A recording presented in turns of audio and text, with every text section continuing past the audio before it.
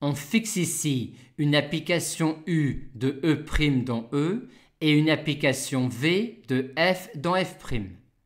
À partir de là, on construit une application phi qui a une fonction petit f de E dans grand F, va lui associer une fonction phi de f qui est égale à V rond F rond U et qui est donc une application de E' dans F'. On nous demande alors, sous ces hypothèses-là, de montrer que phi est injective.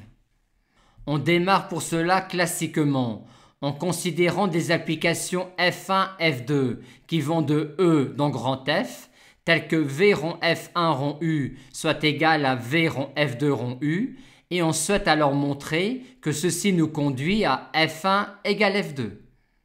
Montrer F1 égale F2, c'est montrer que F1 et F2 ont même action sur chaque élément X de E. On souhaite donc montrer pour chaque X de E une égalité sur des éléments de grand F. Or, on a en hypothèse une fonction V injective qui agit sur les éléments de grand F. Aussi, montrer cette égalité-là revient à montrer celle-là. Or, on a cette relation-là en hypothèse. Aussi, si on pouvait écrire X sous la forme U de Z, ce serait terminé. Et c'est bien le cas, car la fonction U est surjective. Par conséquent, chaque élément X de E peut s'écrire sous la forme U de Z, où Z est un élément de E'. Ce qui, étant donné cette relation-là, permet de montrer cette égalité-là, et donc celle-là, vu que V est injective. On nous demande maintenant de montrer, sous ces hypothèses-là, que phi est surjective. Il s'agit donc de montrer que toute application G de E' dans F' peut s'écrire sous la forme V rond F rond U, où F est une application de E dans F. Et que sait-on sur U et V?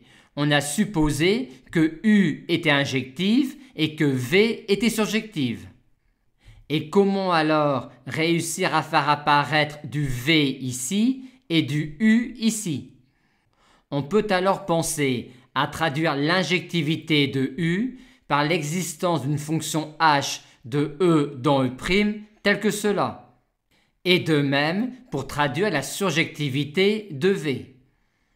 Et il suffit maintenant d'écrire G sous cette forme-là pour avoir finalement une écriture de G qui est bien de la forme V rond F rond U.